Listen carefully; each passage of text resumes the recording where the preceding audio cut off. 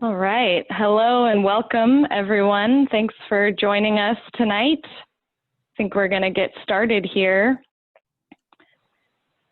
So this webinar is the first in a series of 2 panel discussions that RCEA is hosting, one this week and one next week, that are going to be discussing some of the opportunities and challenges as we transition the grid in our state and here locally to renewable energy.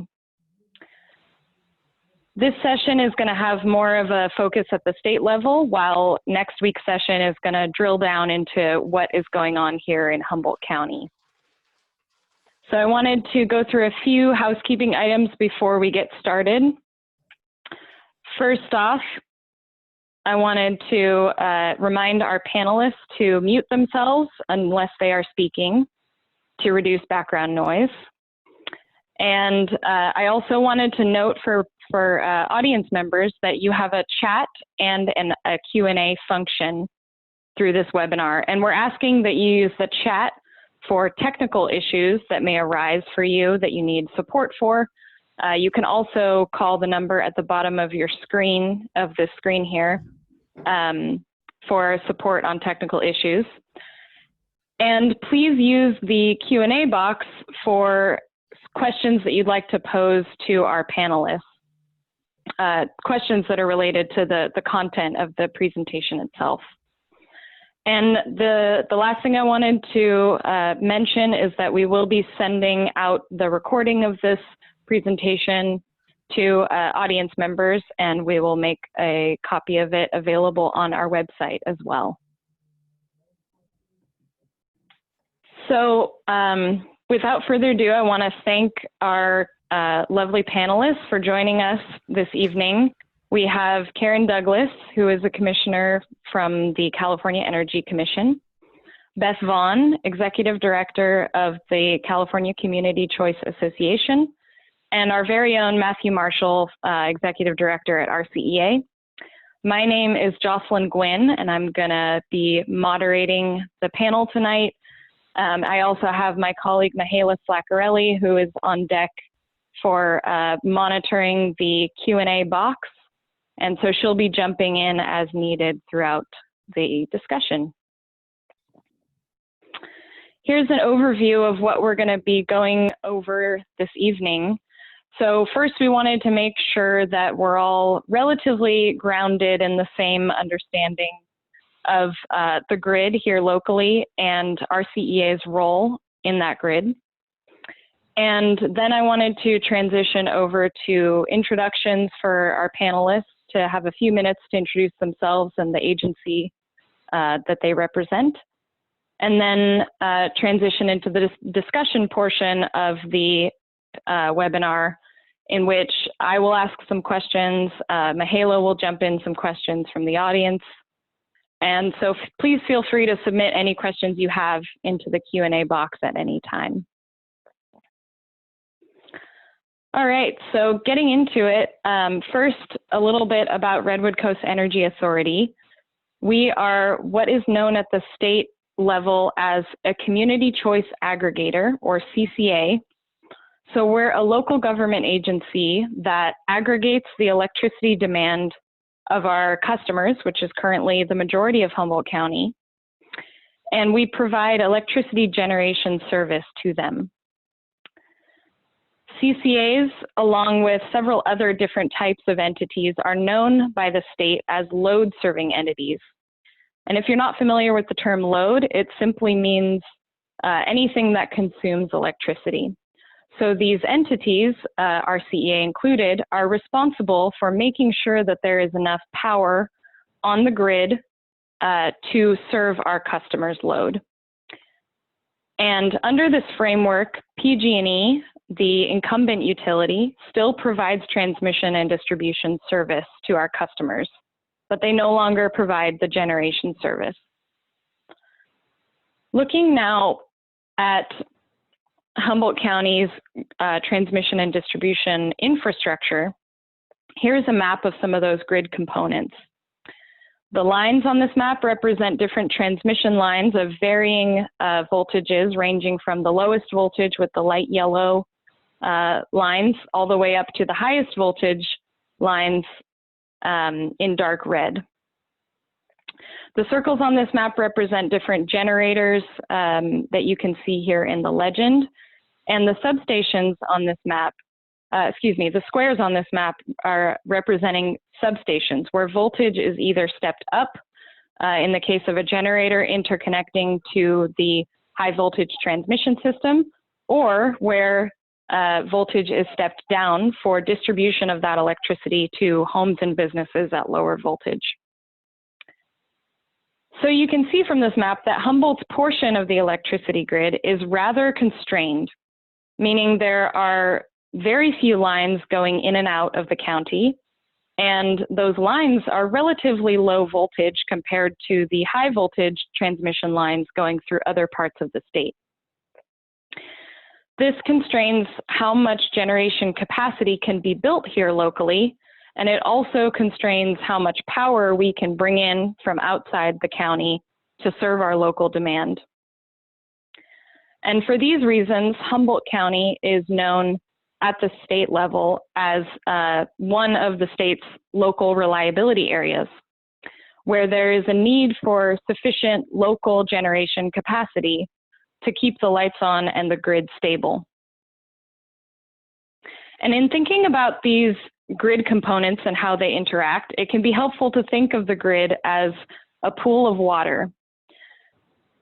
So in this pool, there are a bunch of hoses pouring water into it, representing the different generators on the system. And pulling water out of the pool are a bunch of tiny little straws representing the loads or the electricity users on the system. And in order for electricity to flow reliably when you or I switch on an appliance or a light, a generator somewhere needs to pour a little bit more water into this pool, such that the level of the pool is always kept the same, or as much as possible. This is the complex job of the California Independent System Operator, which is an agency that is charged with managing the supply and demand of electricity in the majority of the state. And continuing with this pool analogy, it makes sense then that the hoses don't necessarily need to be co-located with the straws for the entire system to function. As long as there's sufficient transmission capacity between the hoses and the straws for electricity to flow reliably between them. So when a load-serving entity such as RCEA contracts for power to serve our customers, the plants that we're buying this power from aren't necessarily co-located with our customers. They may be in completely different part of the state or in a different state and imported, that power may be imported into California's system. Despite this contractual relationship, the physical electrons that those customers consume, or those loads consume, are generated at the nearest point of generation. So here in Humboldt County, that may be our local gas or biomass plant, or it may be your or your neighbor's solar array that is located on a nearby rooftop. Regardless, it is that contractual power that is being delivered to the entire pool on behalf of those customers. And as we transition our grid to renewables, there are significant operational challenges stemming from the fact that a large portion of the water going into our pool, in that analogy, is coming from hoses that cannot be turned on and off at will, but that fluctuate with forces of nature that can't necessarily be controlled. They can be forecasted, but they can't be controlled. So to illustrate some of these operational challenges, this is a snapshot of a typical spring day of electricity demand in California. The green area in the back of the chart shows electricity demand in each hour of the day, while the blue area in the front shows that same demand with the solar and wind energy production netted out. So you can see that a significant portion of that demand is taken up in the middle of the day and met by that solar power production during peak sun hours. However, when the sun sets and demand simultaneously rises due to everybody leaving work and going home and turning on their appliances, this causes the system to have to ramp up very quickly to meet that demand. On this particular day, it has to double its power production in the course of just a few hours. This dynamic is infamously known as the duck curve, and it shows why we can't necessarily power our entire grid with solar alone or one technology type alone, and that we need a balanced portfolio of generation and storage resources to transition fully to a renewable energy grid. So with that introduction, I wanted to move over into our poll results. So when you entered the webinar, you should have had a poll pop up. And I want to just bring up, going to end the polling and see if we can see results. So we asked folks what their biggest concern related to electricity is. And it looks like far and away, we have the majority of our participants are concerned about climate change and greenhouse gas emissions. And we have a small percentage concerned with reliability and power shutoffs and environmental and cultural impacts of renewable energy projects. In reality, many of you are probably concerned with multiple categories, but we forced you to choose one. So thank you for bearing with us on that.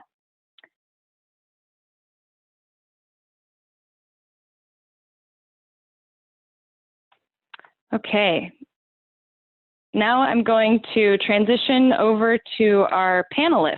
So I'd like them to spend a few minutes just introducing themselves and the organization that they come from, starting with Commissioner Douglas. Karen, please feel free to unmute yourself and take it away. All right. Well, thank you so much. And it's really nice to join all of you this evening. I'm a commissioner at the California Energy Commission. I'm in my third term. I've been around California's renewable energy goals and climate goals for a long time, and seen us make tremendous progress actually towards meeting our objectives here in the state. I just have one slide, which is up on the screen now. I just, find it much easier to talk about our goals with a visual because we have a lot of them, and our goals have changed over time and gotten more aggressive over time. So we have 19 greenhouse gas emissions goals. We start with reaching our 1990 levels of emissions by 2020. We've met that goal.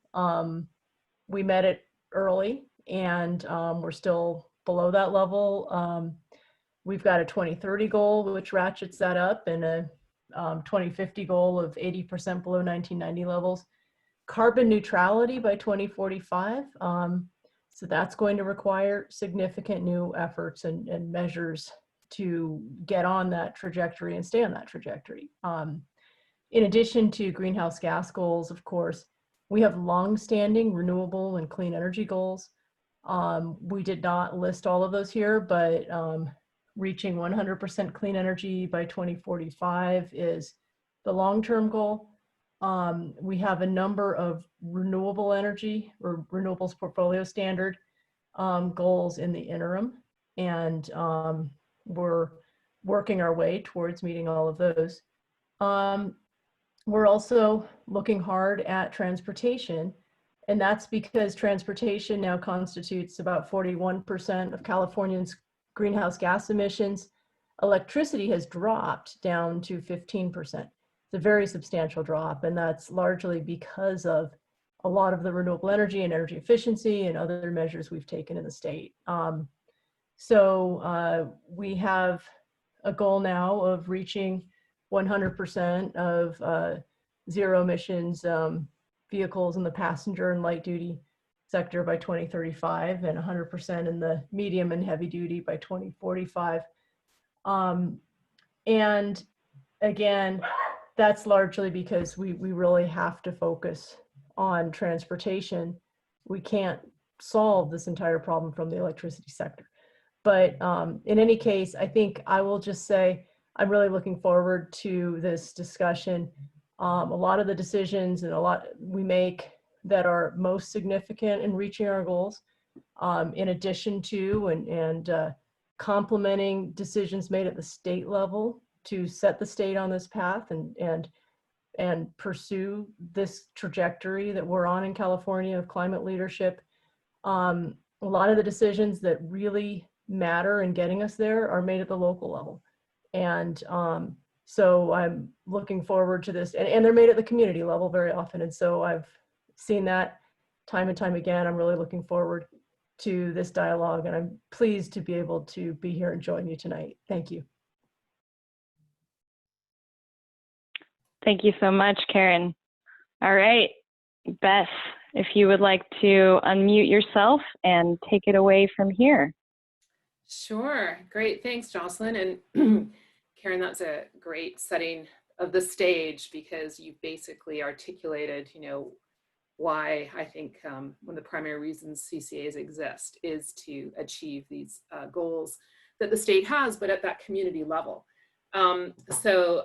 Again, thanks so much for inviting me to join this panel. It's a lot of fun on a Tuesday night. I just wish we were all up in Humboldt County with the rest of you. So if you can head to the next slide. Let's jump in. So my name is Beth Vaughan. I'm the Executive Director of the California Community Choice Association. And as Jocelyn said, Redwood Coast Energy Authority is a community choice aggregator. So what I wanted to explain is how Redwood Coast is part of a much bigger movement across California. And that's the association that I run as Executive Director, and Matthew Marshall is my Vice President, actually, on the board of Cal CCA. We have 17 board members. But what I wanted to do here is just show you a map of how community choice aggregators have grown. There was a bill passed back in 2002 that enabled communities, local governments to come together and form CCAs in the territories of the investor-owned utilities. So that's PG&E, Pacific Gas and Electric, is what you would be familiar with here in Humboldt, Southern California Edison, and then San Diego Gas and Electric. And so what you see on the map here is everything in green is where CCAs are actually serving customers. The orange is where implementation plans have been filed, and they could be launching next year in 2022, and so on. But what you have there on the right hand side is kind of a timeline. And so you can see CCAs are, well, only 10 years old. This is the 10-year anniversary this year of MCE, Marin Clean Energy, launching. And if you look there in 2017, you see the logo for Redwood Coast Energy Authority. So I think of you here as part of the initial group that formed. I joined in 2017, and then boom, 2018, we had 10 CCAs launch. Here in 2020, we've just this month in October, the City of Baldwin Park, that's the Be Proud, and then Pomona Choice Energy. So collectively there, you are seeing 23 logos for 23 community choice aggregators. And we have a couple more big ones planning to launch next month, or next year, I'm sorry. So if you go to the next slide, just to show you what this means from a load perspective, and I've just got 3 years up here, 2020, 2021, and 2022. But on the top row is Pacific Gas and Electric load, Edison in the middle, and SDG&E in the bottom. And so if you just look over to the far right-hand side under 2022, you can see that by 2022, we're going to have more than half, we'll be serving more than half the load of PG&E's territory. It's about 21, 22% in Edison's, but again, coming close to half the load in SDG&E's territory. So collectively by 2022, it'll be about 60,000 gigawatt hours. No, actually closer to 80,000 gigawatt hours, I think. And it'll be one third of the load that the IOUs serve.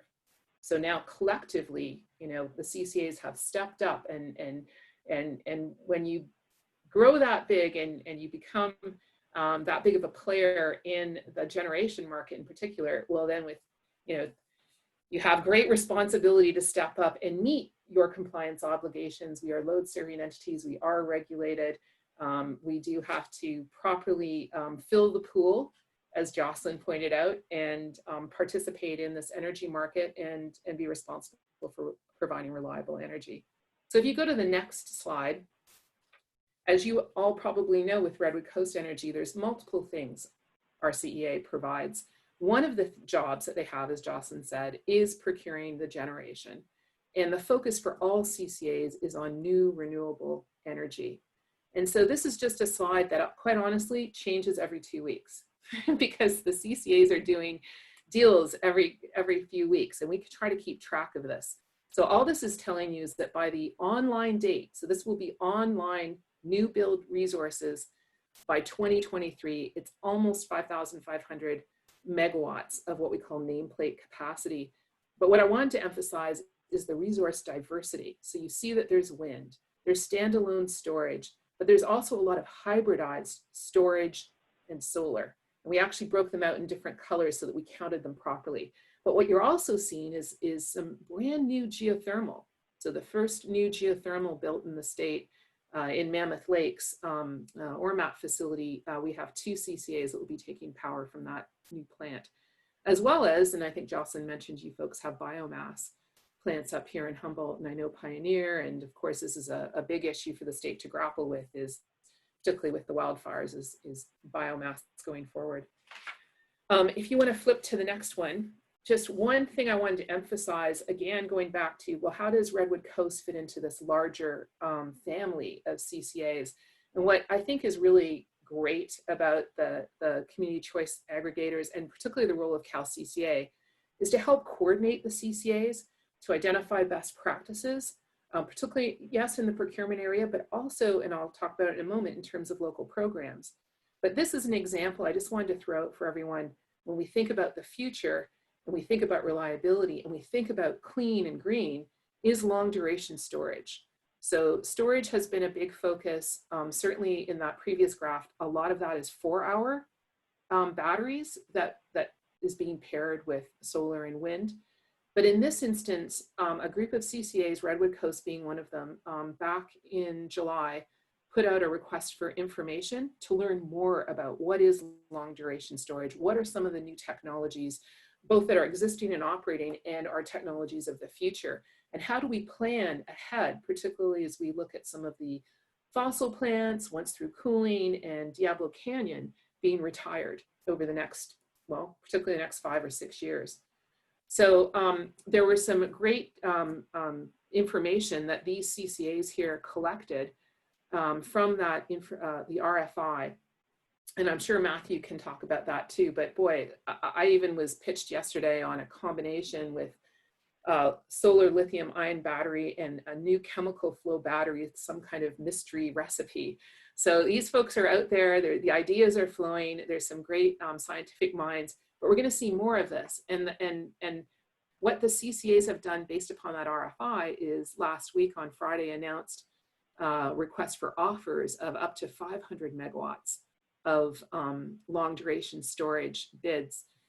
And I think that that's the strength of the CCAs. So while some might be small, some might be large, the idea that they can come together, learn together, and then collectively go out and procure some of this, you know, these important resources as a group is a huge strength. Again, it's part of being this larger family. And I have to also just note that the family just isn't CCAs, but some of these deals that are being done are with POUs, publicly owned utilities, as well as the investor-owned utilities. So it's all about partnerships in terms of how we actually achieve these goals that Karen put there in front of us. And if you go to one more slide here, I just want to also mention that while I do procurement, I think one of the things that's most interesting, and certainly why communities form CCAs, is really about the programs that they can bring to the local communities. And now some of that is specifically around providing local energy. So certainly certain DERs, as we call them. But there are a lot of other things going on, and I think we'll probably get into that in our discussion around electric vehicles. As you saw, Karen, I have to say, I feel like that percentage around transportation has not moved since we've been working on this for 15 or 20 years. So I'm concerned. I love that the electricity percentage has come down, but we've got to dig in on that. So electric vehicles and EV infrastructure is a huge focus for CCAs, along with building decarbonization, electrification. And you can see, this is what you're seeing here is a slide from our website. So if you go to the Cal CCA website, we have the CCA programs up there. You click on any of these plus boxes, it'll provide a drop down and a direct link to the CCAs to learn about the programs that they have under these different categories. So I think that'll be really kind of fun for us to talk about that as well. And then the very last slide, just because I introduced it, there is the Cal CCA website right there. It's simple that you can go to, and we have a ton of information.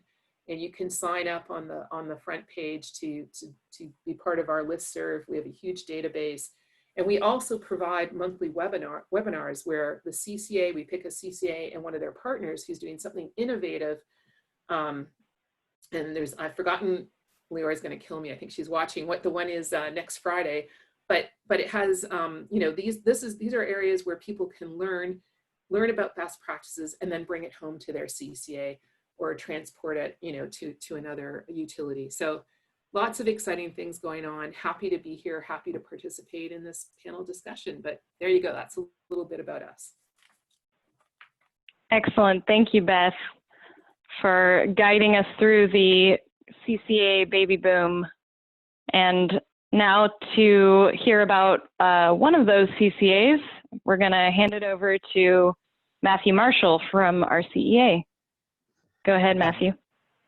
Thank you, and it's my pleasure to be this skinny, sort of feeble third leg of the stool of panelists here, presenting with Beth and Commissioner Douglas, who obviously are some pretty high-powered folks to have with us today. So excited about that. And Beth, I will save you from Leora's wrath. The Cal CCA webinar next Friday at noon is unlocking the environmental and financial benefits of distributed energy resources, aka DERs.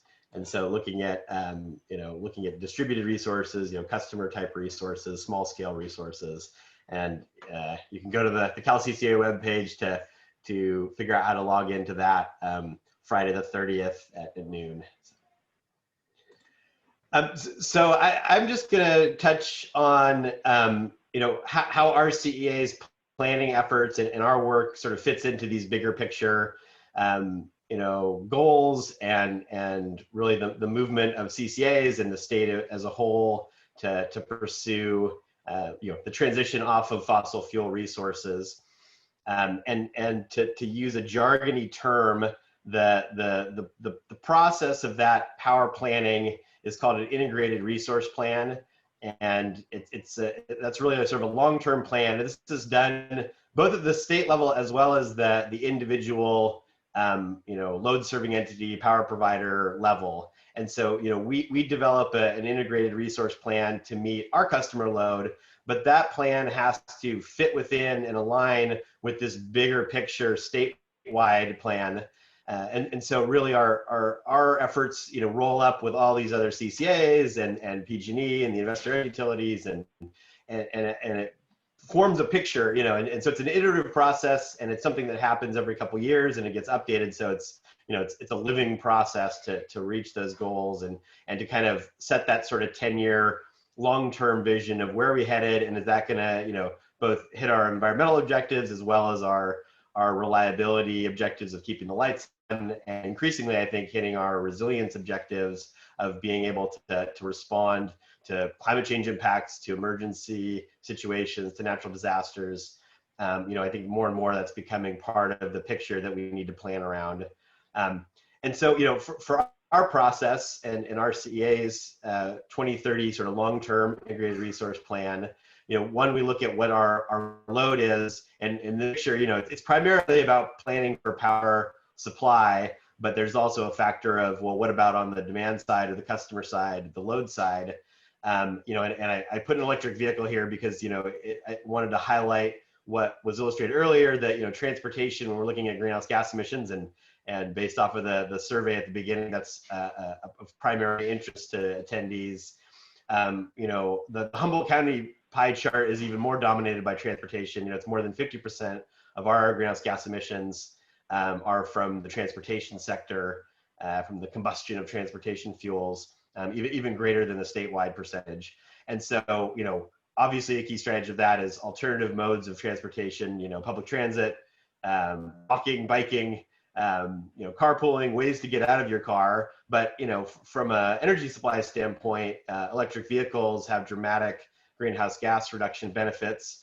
And obviously that interacts very significantly with planning for electricity supply. And so as we're planning for long-term electricity supply, we want to think about not just meeting what our kind of current electricity uses are, but also transitioning our other fossil fuel uses as efficiently as possible off of fossil fuels towards renewable sources. So, electric vehicles are a big part of that. And, so that's on the supply side. I'm mainly going to focus on or that's the demand side. The supply side is really, kind of the heart of it and the primary focus of this topic. And so I wanted to just highlight what our 2030 plan, which again was just updated this summer in that 2-year cycle, looks like. And so this sort of shows what new resources, and this is the capacity. So this is the amount of installed potential output in megawatts. So this is sort of a parallel 2030 snapshot of what we're aiming for, similar to the sort of aggregated graphs that Beth was showing. And so as you can see, what we're looking at, building as well as combining with existing resources, solar is a big part of that. Offshore wind locally is a big opportunity. And so that's part of what we're anticipating being in our portfolio. Energy storage to help balance our supply with our demand is a key part of what we're looking to build. Small hydro is an opportunity here in Humboldt County and in our region in general, in that we're a very bumpy part of the state, and we're also a very wet part of the state. And so there's a lot of existing small hydro facilities that are, what's called, run-of-the-river type hydro that has, low impact on anadromous fish, and, can be done without large dams and minimizing the environmental impacts through sort of sustainable small-scale hydro. And so there's existing facilities, but there's also potential for new facilities. And then we have, existing biomass capacity that, exists to serve the forest product sector and the waste stream from that, and potentially in the future, increasing the ability to play a role in forest fuel reduction, efforts to reduce catastrophic wildfires. On the right-hand side here, I'm kind of going across, are the customer side of the equation. And so these are, again, things that are sort of behind the customer meter, but that relate to our supply planning. I didn't include like increases in demand from electric vehicles and switching from natural gas in buildings, but more from a sort of meeting the energy loads that we do have. There's customer solar, which includes existing customer solar as well as new solar. Customer storage systems, as well as demand response. So, shifting when you're needing, when you're using energy, or if there's a peak day, price kind of event, or a high energy use demand time, being able to respond and reduce demand to meet those needs. And then obviously energy efficiency is something that, we've been doing for many years. Next slide. Since most folks, I don't think in megawatts of capacity, this dotted line is sort of the average forecasted 2020 load for RCEA's customer base. And so this kind of shows what we're anticipating as far as, an average sort of smoothed out over the course of the year 2020 or 2030, what our customers will be using it. And so you can see, as far as like the nameplate capacity on all these resources, particularly solar, exceeds the actual demand that we're expecting from our customers as far as energy use. And so, this kind of shows the demand and the nameplate capacity, but the duck curve that Jocelyn showed earlier, kind of illustrates that, solar doesn't generate all the time. It generates during the day. So you don't get, 24 hours of output from a given megawatt of solar capacity. Whereas things like, fossil fuel plants or, biomass plants, things that have sort of a fuel supply that you can regulate, are able to produce, more consistently over the course of the day. Hydro resources depends on the source of the water, whether that's, all year round, 24/7, or if it's seasonal. And then, offshore wind has a fairly high capacity factor. And so if you take these sort of nameplate factors and look at how they would actually meet that customer demand over the course of the year in 2030, next slide, you get a picture of what sort of the power mix would look like. And so, in the left-hand corner, there's that efficiency and customer solar, which are sort of taking a bite out of what we have to supply as a load serving entity or as a community choice aggregator. So that's customer side, kind of removing the load. On the customer side, storage doesn't show up in this because storage doesn't generate power. It just moves it around. It doesn't create, or reduce your overall demand. It just balances supply with the load. And so you could see, the picture's a little more balanced here because solar's capacity factor is constrained by when the sun is up.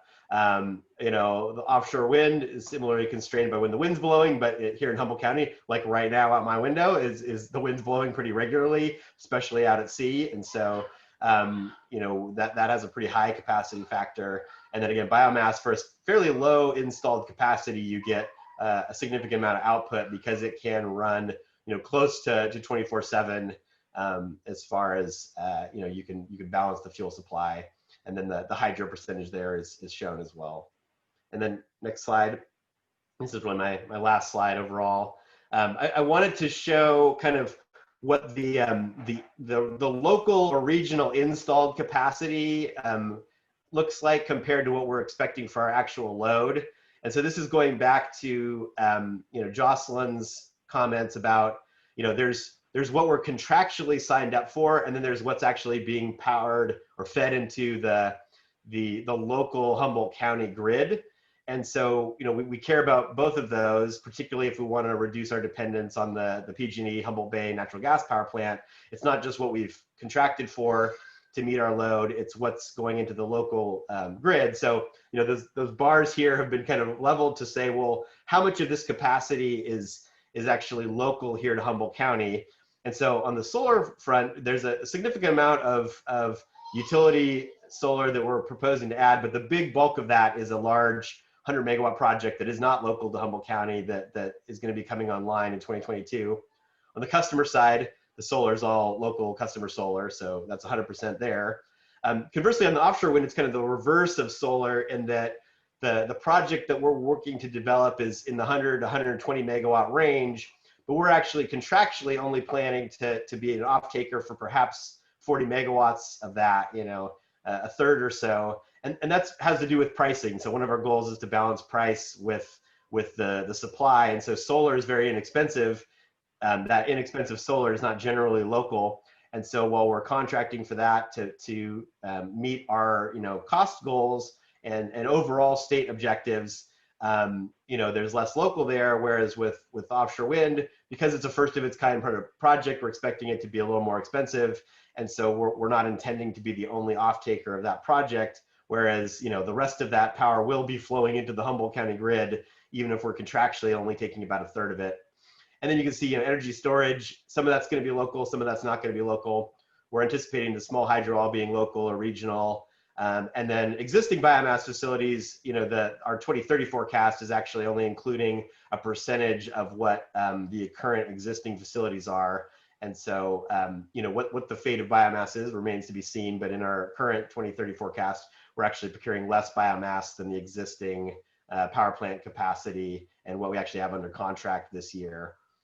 So that just kind of, is a little bit of a spread between, what are we shooting for our sort of power content and our contractual procurement versus what facilities may be actually installed here in Humboldt County.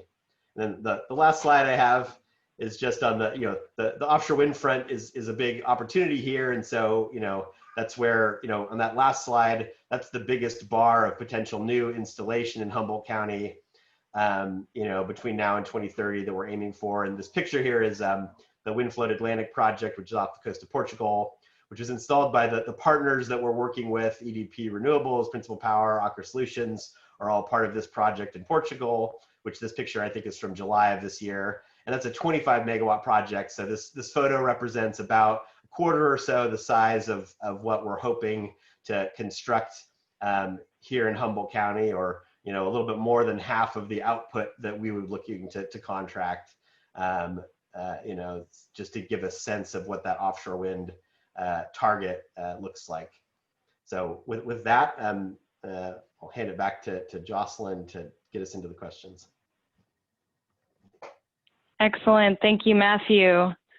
Those are some great introductions into some questions that we have, and I see we also have had some audience Q&A, so let's get into it.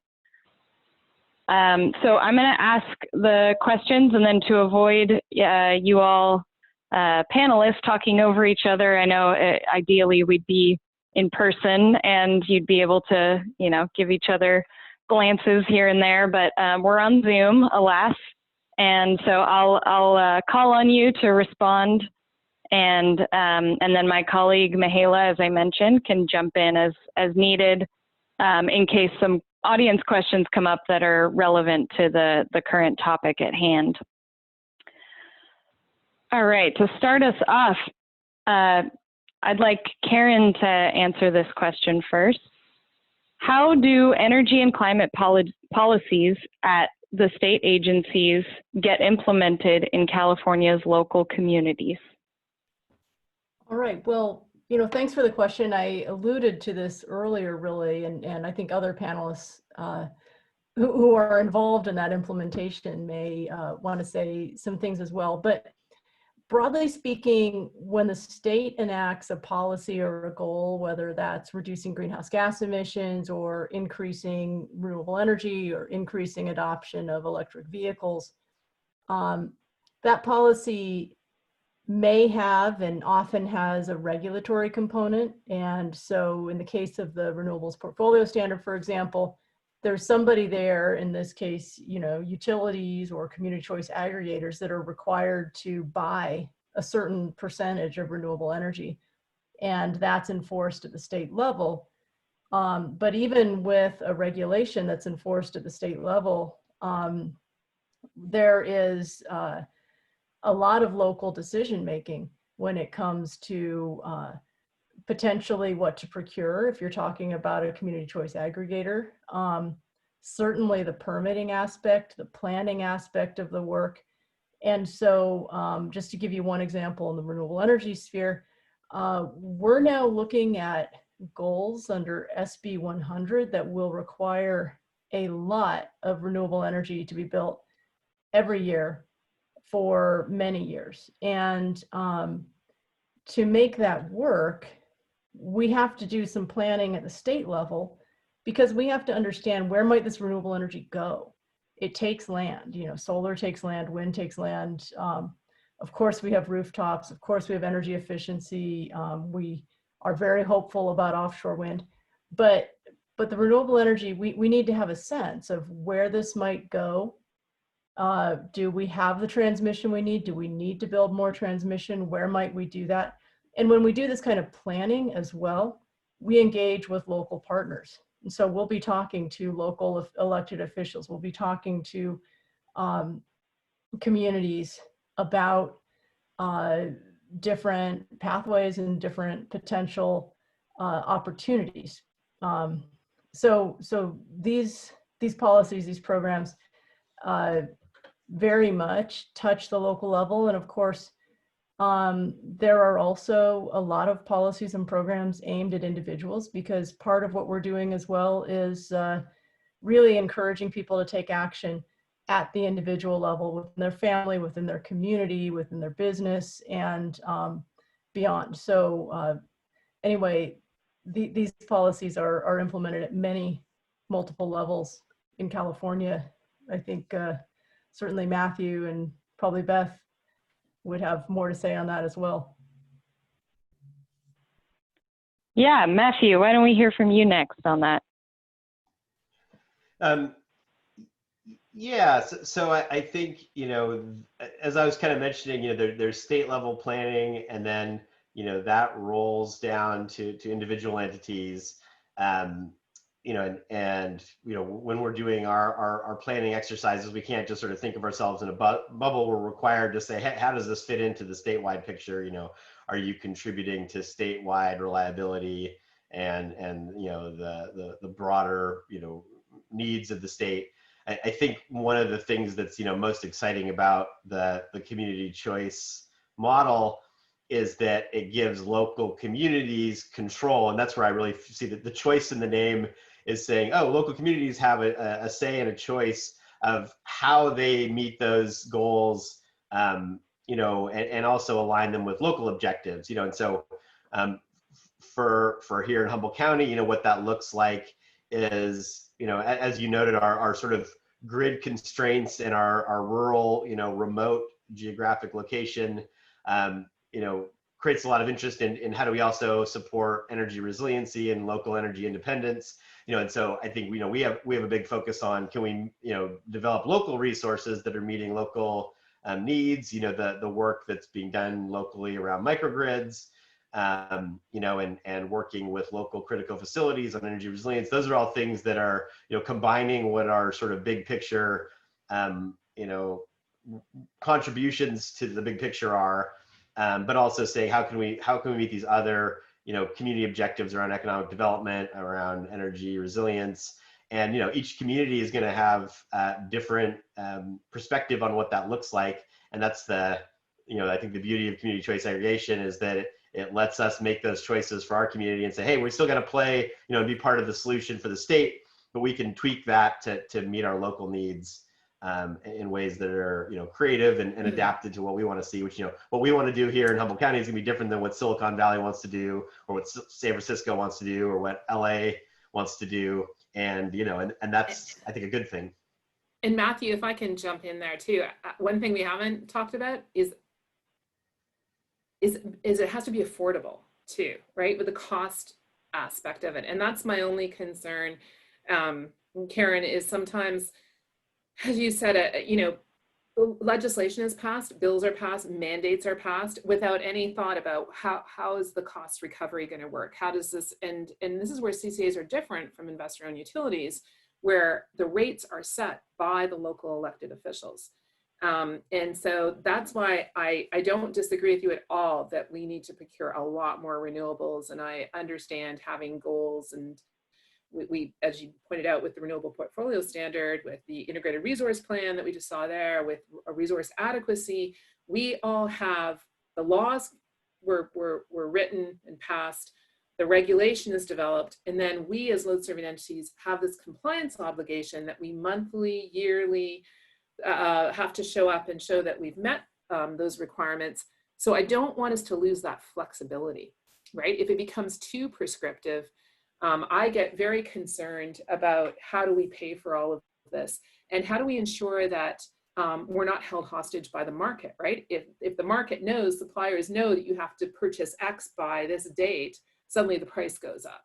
And we don't want to have stranded assets. We want to be able to be very thoughtful. And we also have to allow time for some of this cool innovation that's going on in the research and development, which I have to say the Energy Commission partners through the EPIC program with a lot of the partners of CCAs. And I think Redwood Coast and Humboldt State and others have done some really good work with the Energy Commission grants up there.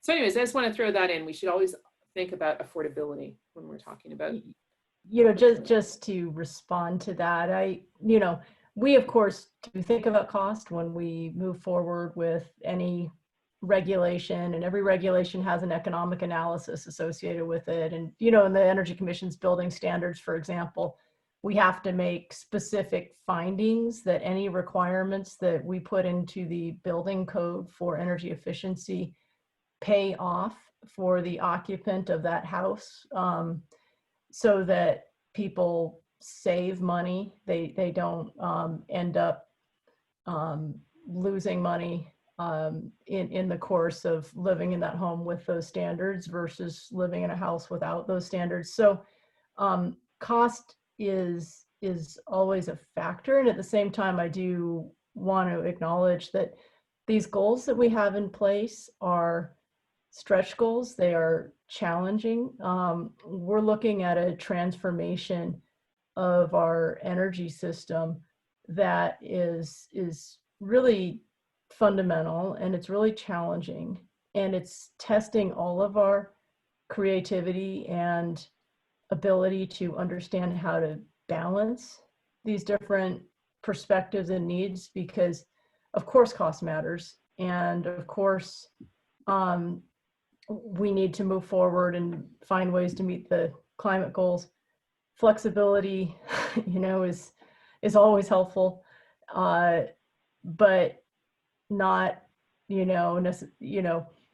have to look at that in terms of whether something is also implementable and whether there's also accountability. And so this is a process. And as Beth has noted, we've been in this process for a lot of years. We've had a lot of successes and we've had a lot of challenges, and we'll keep going here. Yeah, and RCEA staff are very familiar with the cost issue coming up. As Beth mentioned, we set our own rates, and we do hear from our customers pretty regularly that their electricity bills are constantly going up. So I'm wondering how you all recommend that CCAs and other utilities help their customers handle increasing electricity costs, since the forecasts are not going down anytime soon. And maybe Beth, since you brought up cost, I'll have you go first on this one. All right. So it's a tough one. And I think what makes it even more confusing is trying to read your bill, right? And figure out where those costs lie. I assume, I don't know. You'll have to tell us, Jocelyn, what the bills look like up in Humboldt County, but I know where I am in the East Bay of San Francisco, a third of my bill is generation costs and 2/3 of it is the distribution system. And I'm afraid, that, as you point out, isn't going to go down anytime soon. So you can think about it this way too. You can change behavior. You can do all sorts of things to try and reduce that generation cost. And we see that all the time. What I'm worried about is the distribution side, because, a lot of, you can break down and it's very complicated about what goes into the distribution side costs. But one thing that I know is going up is mitigating wildfires. And so there is a cost there that is actually very important, and it is a social, it shouldn't, in my mind, just be about the community that suffers. It is something that we as a state, we want to have a system that works. We want to take care of people across the state.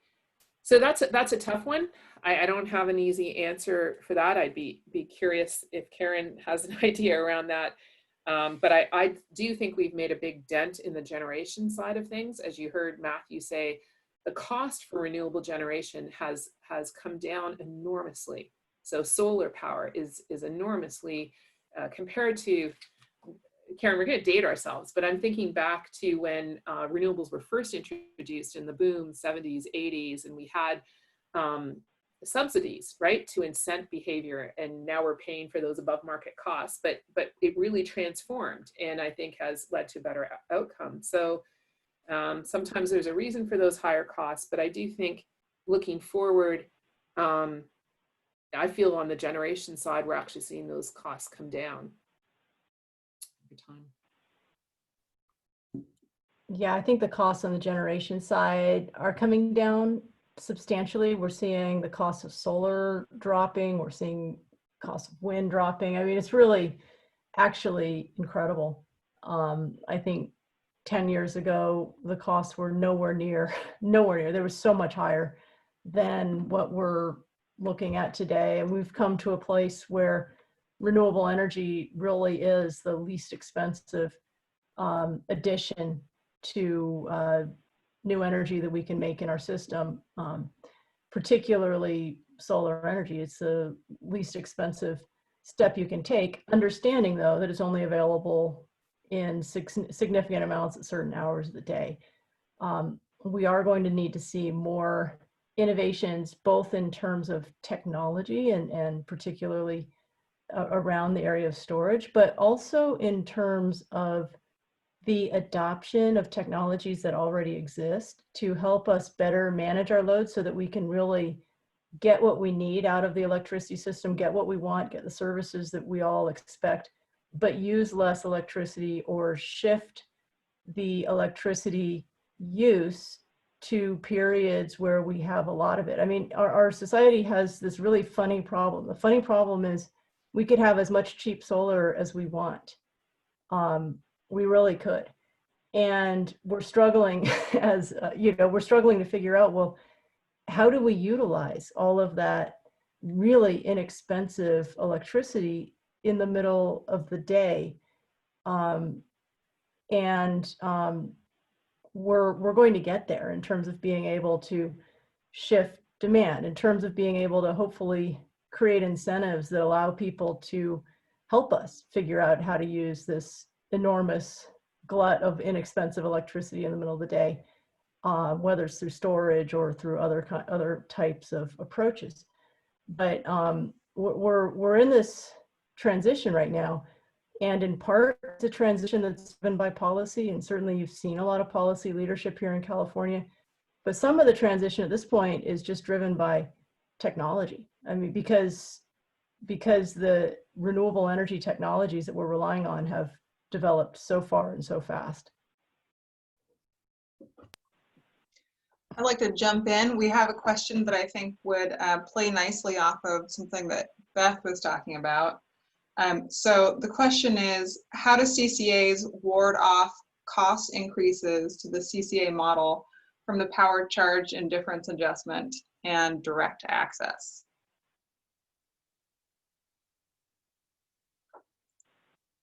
That's a big one. Want to jump in there, Beth?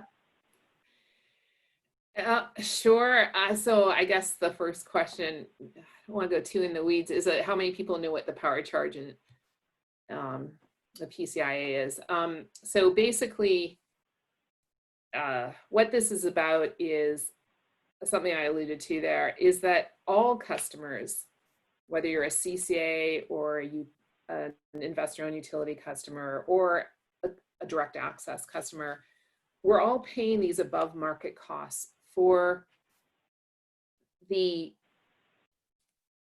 generation that was contracted with, in order that we subsidized, I guess, in order to make this shift towards a renewable future.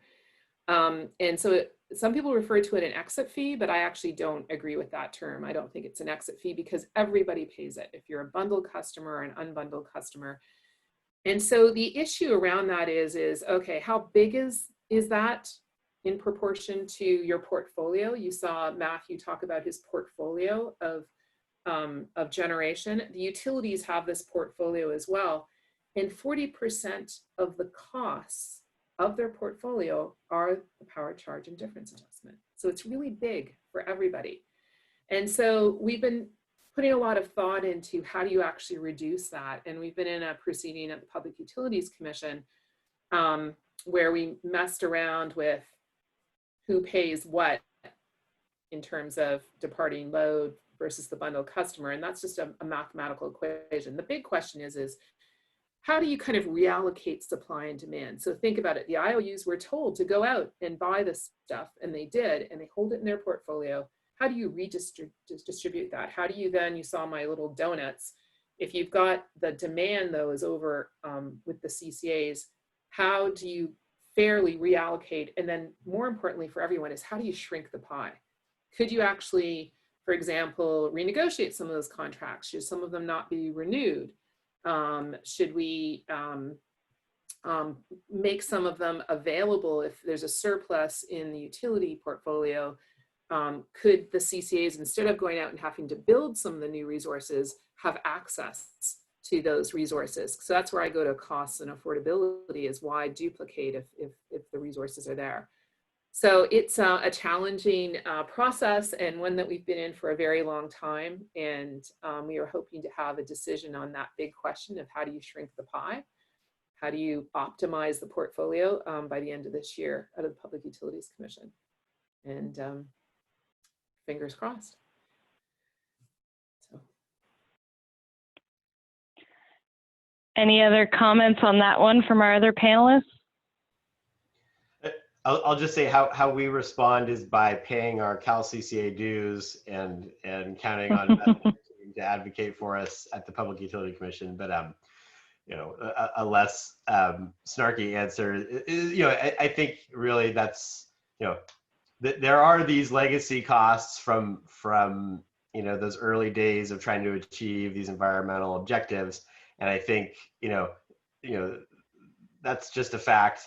But you know, whether we're now optimizing to reduce those costs, and whether you know there's the right incentives in place to reduce those costs, you know, rather than just sort of push them on to customers, you know, I think that's where you know it's pretty complicated. So I don't want to minimize the complexity of it, but I think you know it seems like there's opportunities to say, hey, let's reduce costs now, not just for CCAs, but for all customers.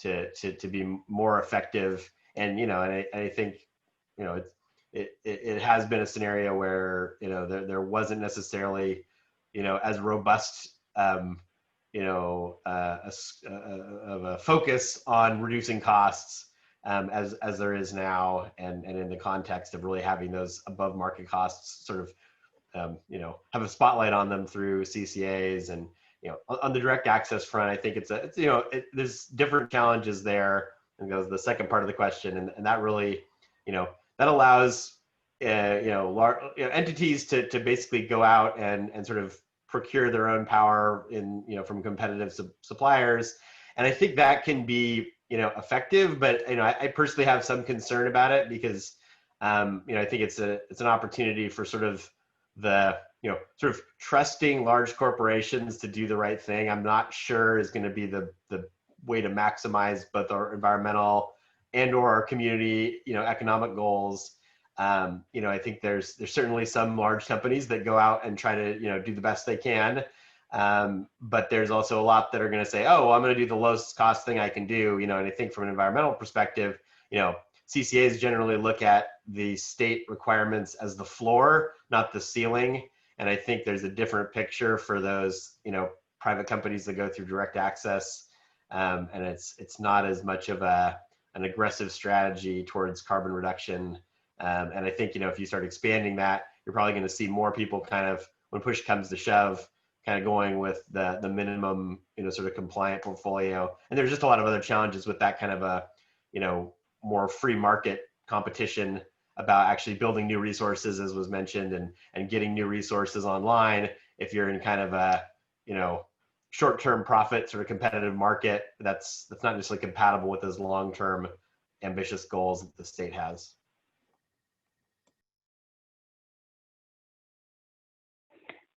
All right, so we've had a few questions about load shaping, and Karen, you were talking about, you know, how when we're using electricity is going to become an increasingly important issue.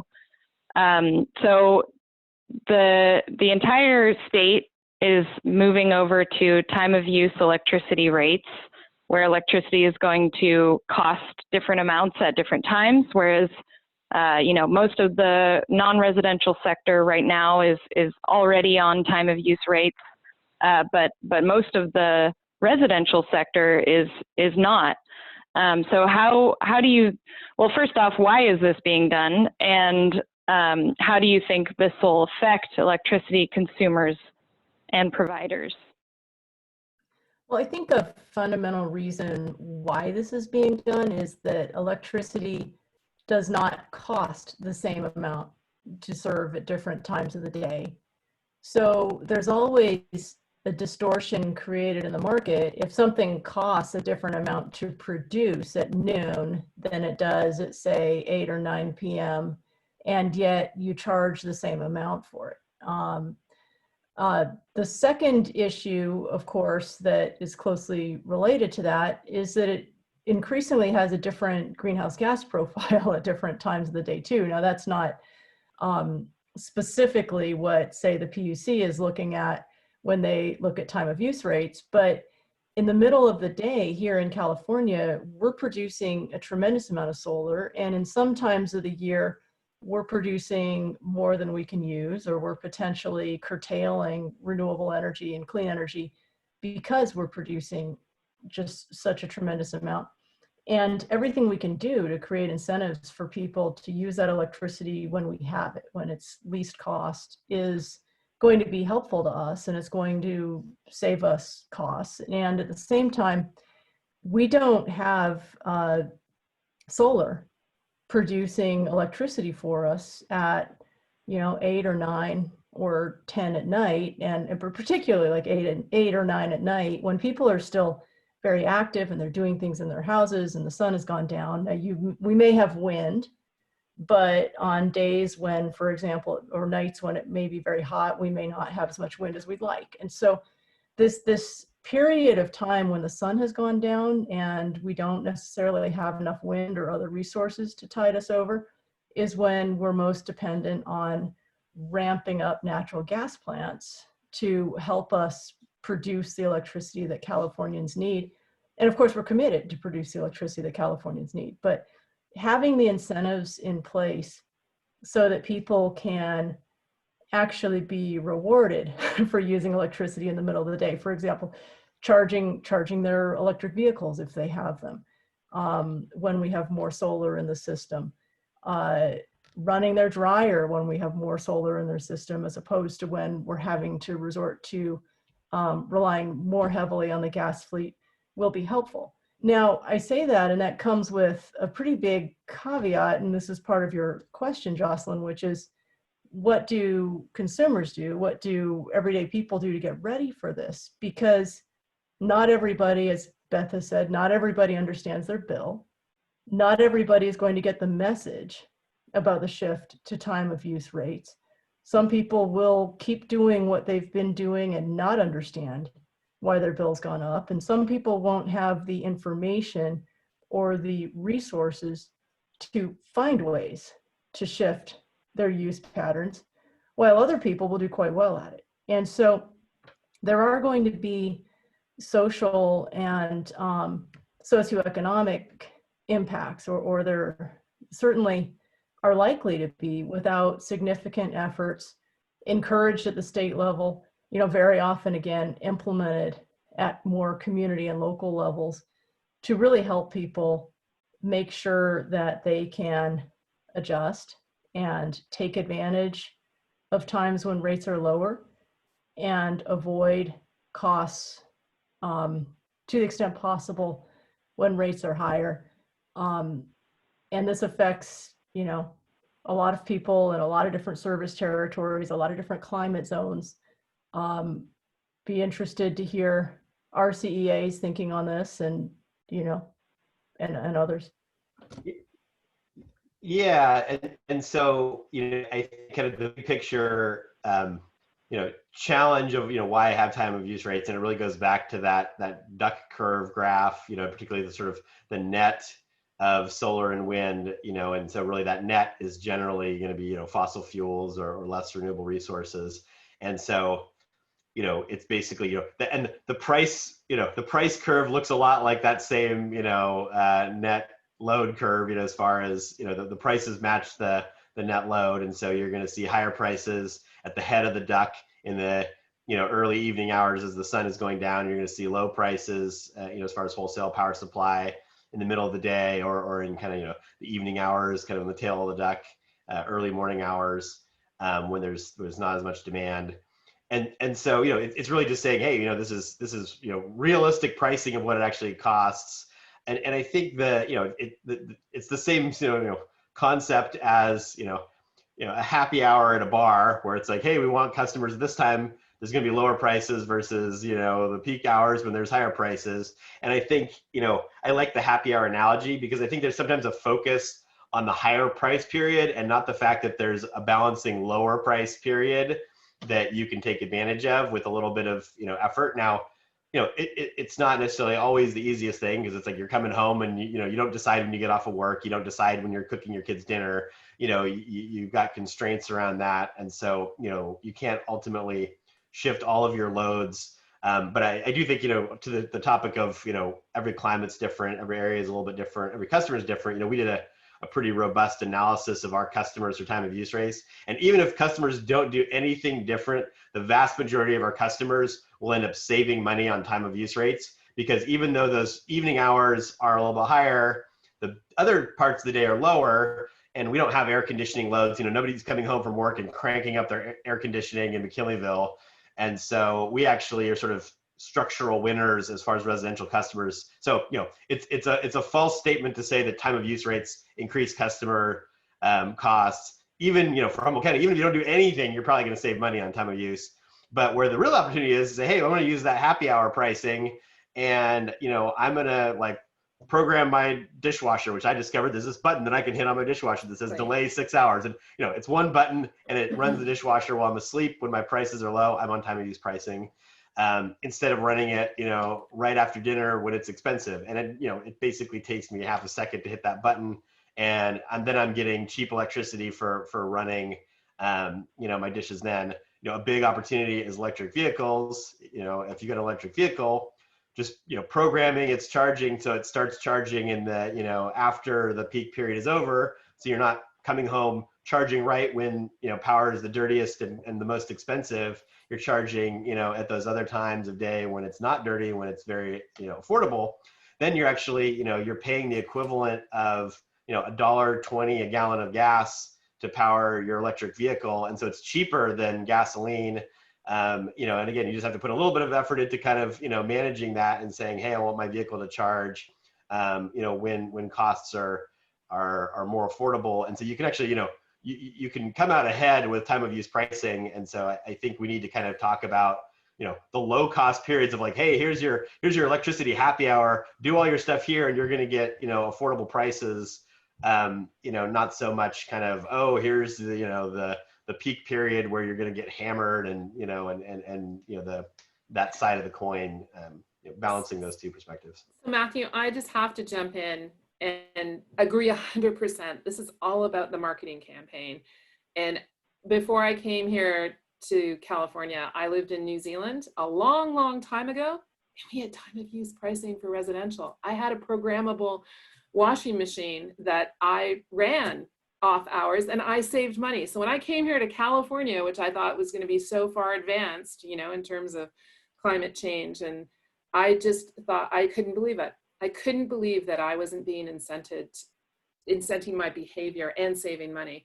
So so that's one, is I completely agree. And the other thing is, just think back to the August emergency event, 14th, 15th through to the 19th. Think of the Labor Day weekend. Think of just last week when we had flex alerts.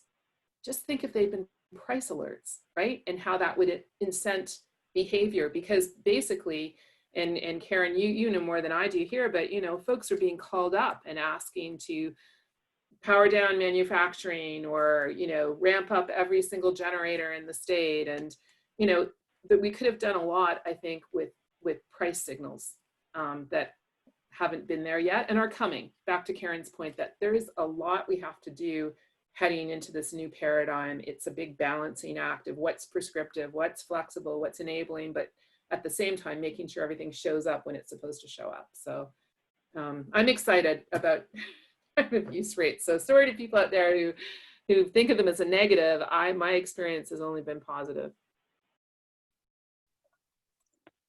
All right, who knew New Zealand is ahead of us? We have a bunch of questions that have come in, so I wanted to ask Mahayla to read a few of them off. Yeah, this is fantastic. So excited to see all these questions. I just want to mention, it looks like we probably won't be able to get through all of them tonight, but you can always email us. I'll speak for RCEA in particular, that we're always interested in your questions. But besides that, you know, we'll make sure that we do get in contact with some of the questions that we aren't able to answer today. But let's go ahead here. So this one is directed towards Karen. So regarding the need to reduce vehicle emissions, what are some of the main reasons that we haven't seen as much progress in that area versus all of the progress that we've seen in the electricity sector? Mute button. Well, you know, I think transportation has been more challenging for a couple of reasons. So with the electricity sector, we had renewable technologies that were ready to deploy at scale, and we were able to push coal and then largely other fossil fuels, particularly displacing natural gas from our system, and replace it with renewables really efficiently, and both at the customer level with people putting their own solar panels, for example, on houses, but also at a greater scale at the wholesale level, so that the electricity in the general grid has become greener and greener over time, and that's pushed emissions down. In the transportation sector, you're really looking at individuals and the cars that they drive and the fuels that those cars use, plus of course trucks and vans and deliveries and automobiles. The good news is that over time, electric vehicles have become much better, much less expensive. We've found ways through the low carbon fuel standard to reduce the petroleum intensity of gasoline and fuels in California. It has been, though, harder to develop a policy where individuals buy electric vehicles and at the numbers that we need to really shift the numbers on the transportation side. I think we're really at the cusp here, and I think we've crossed some major milestones. We're at a point where EVs, particularly with incentives, are quite affordable now. And leases, you can get used electric vehicles that are good vehicles. We've got great, we've got Teslas, which are really desirable high-end electric vehicles. We've got a real diversity of makes and models now. We've got infrastructure that we're increasingly deploying, including $1 million of Cal EV IP money that the Energy Commission is putting into Humboldt County. So that's for level 2 and DC charging in Humboldt County. But these kinds of investments need to be made, and they need to be increased and across the state and in urban areas and rural areas, because people have to know the charging network is there. They might get one electric vehicle. Are they willing to get two? Well, what's the range? Well, what are the limitations or other trade-offs? And so I think we are moving the needle on the transportation side. Finally, I don't think that 41% number that I showed earlier is stuck there, but it has been harder.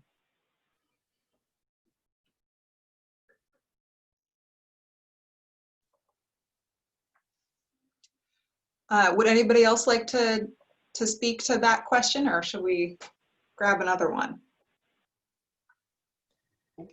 Move on. All right. Okay, so let's see here. Let's talk about some resource adequacy. How are we addressing resource adequacy requirements and your local energy development? What are the regulatory challenges and opportunities there? So maybe I'll dive into that a little bit, but before I do that, I actually am going to follow up on the last question, and I guess I wanted to just acknowledge that,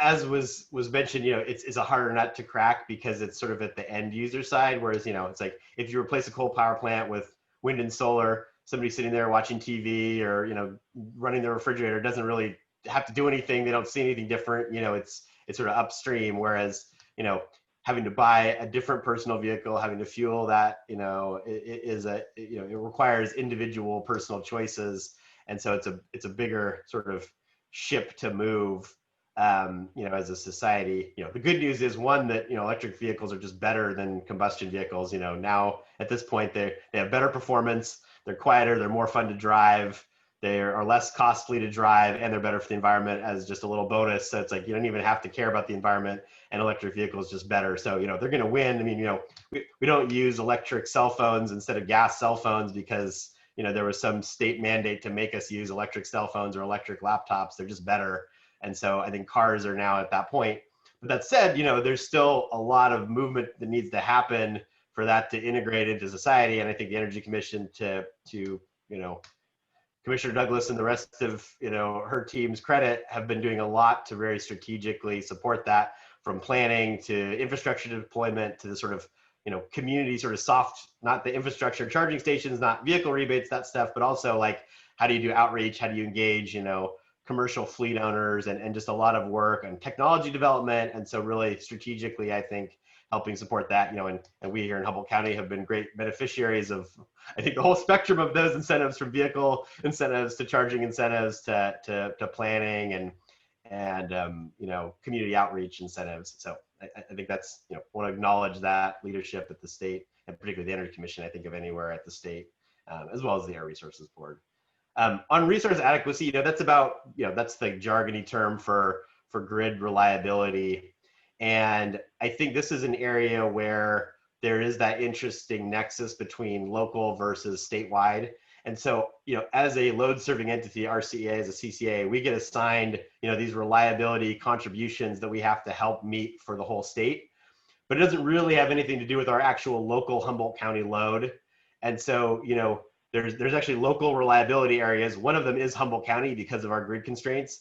And even though all of our customers in Humboldt County, we don't have an obligation to provide reliability in Humboldt County. We get our share of all these different state areas, and we're such a small entity that our share of Humboldt County's reliability is basically zero. So bigger entities in other parts of PG&E territory have to buy some reliability resources for Humboldt County, but because we're so small, we actually our share of that is too small to kind of count.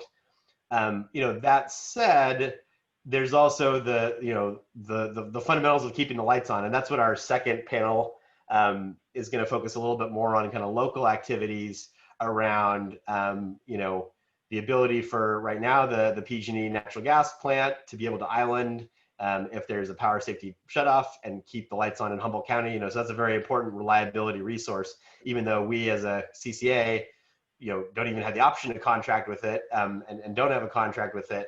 It's very important to the physical keeping the lights on in Humboldt County. And so I think what we want to look at, and again, we'll talk about next week, is how do we, do what we can on our procurement side to both meet our state obligations. Some of those are going to have to be non-local just because of the way it's set up, but to the extent that we can meet our state obligations with things that also provide local benefits, I think that's where the behind the meter, the customer energy storage program that we're rolling out, which is really about grid reliability, but also local resilience. We're going to talk about that program next week. So this was a good sales opportunity for the second session in this series that'll talk about those local reliability programs and projects that we're working on.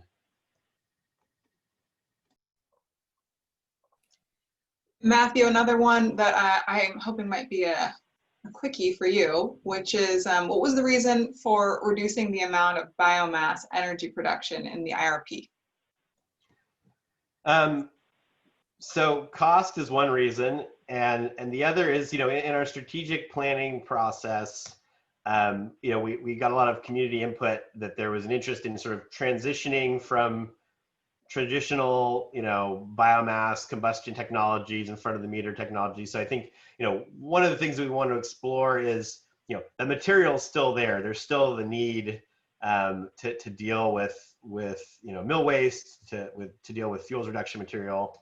And so I think, our goal is to hopefully find solutions that aren't just sort of, 1980s era combustion technology. That said, this is an iterative process. So, if there's opportunities that come, we can revisit that, but it's also not the lowest cost option. And so, we basically we're trying to balance, the community perspective we got, which, it was mixed on, a lot of support for biomass and a lot of concern about the emissions, and air quality impacts from biomass. And so I think, one of the efforts that we really want to focus on is, are there opportunities to improve the value of how that material is used, whether it's, more advanced energy generation options, other end uses, and trying to figure out how to deal with that. But, frankly, just traditional biomass, 1980s technology that's just a standalone biomass power plant is just very challenging economics in the current, market, which is good. Facilities like the Humboldt Redwood Company Scotia plant, it's also meeting on-site heat demand for the mill. It's on-site electricity, so there's a lot more kind of economic benefits of a facility like that that's more integrated into an industrial system than just a standalone power plant. And so, I think there's, one of the things we're working on, and we're actually, kind of following up our strategic planning is trying to explore opportunities to not abandon the forest sector here in Humboldt, but figure out how to take that to the next generation. Great, thank you, Matthew. So as we're closing on the hour here, I have a question that hopefully will allow us to indulge in some group fantasizing. The question is, what could we possibly look forward to in terms of reinvigoration of support for renewable energy under a hypothetical new federal administration in 2021? What would CCAs in particular be looking forward to? Karen, maybe we could jump to you first and then go to the other two participants. Yeah, obviously it'd be very helpful. So federal incentives have always been very important and very helpful for renewable energy projects. Certainly the last big group of them where we had the tax credit and the Recovery Act incentives were extremely helpful. Coordination between federal agencies, of course, we do some of that now. That didn't all drop off, but at the same time, as we ramp up to meet our larger goals, we're going to continue to look at federal agencies as partners as we think about solving land use and environmental and transmission and renewable energy, solving for all of those good outcomes and finding ways to balance all of that with them. I would love to see a more ambitious clean energy research agenda coming out of federal agencies. I'd love to see greatly increased partnership around climate change, around technology development, around implementation of different models and approaches throughout the country. And of course, I'd love to see re-engagement in international climate efforts, because that's the direction things need to go. But we'll see where things go. Without a doubt, California is committed and moving forward on our pathway, and we're committed to our leadership here on climate change and renewable energy. So I'm going to be super specific because I've got like 30 seconds, right? And we actually put this in a letter to the governor coming out of the emergency events. And one of those things is federally, there's the investment tax credit, and that has been around for wind and solar, and it's on a declining scale over time, but specifically around energy storage, because there is a hiccup there at the moment, and I'm just checking what I wrote, is that we really need it to be expanded, the ICT, to standalone energy storage resources. There's some restrictions at the moment in terms of how it's counted with hybridization. And so I just flag that when I think about reliability and I think about the challenges that we have, this would be an easy little fix that, a California delegation to the new federal administration, maybe we could get this done before the end of the, well, no, I guess I have to wait till next year, but get this done, and I think it would be a big help in terms of what's going on out here with the renewable build. Over to you, Matthew.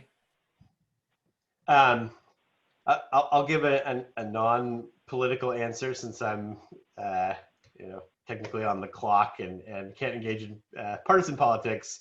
I think one hope, regardless of the outcome and just in general terms going forward, I hope that we start to get energy and climate out of the political sort of debate, which obviously has become very contentious, and stop treating it as a political issue, because it's like, it shouldn't be a partisan topic. It should just be a universal topic. And then I think, hopefully, we all as a society can kind of wrap our minds around that fundamental truth and start focusing on this just as a general shared thing that, like, hey, maybe this is actually just a good thing that we can all agree on, and we don't have to make it one of the things that we're going to pick fights on Facebook about. So I don't know if I'm hopeful that that's going to change, but I think that's, if I had a political wish, that would be one of them. And then, in a very sort of grass level, sort of boots on the ground perspective, the next step for offshore wind is for the federal Bureau of Ocean and Energy Management leasing process to move forward. And I think, just from a practical matter, that's probably not going to happen until after the election. Regardless of the outcome of the election, I think that will move forward. And so, we've been waiting for that next step in the process. And so I'm looking forward to 2021 when Vaughan will hopefully be moving forward with that leasing auction process for the next step of California offshore wind.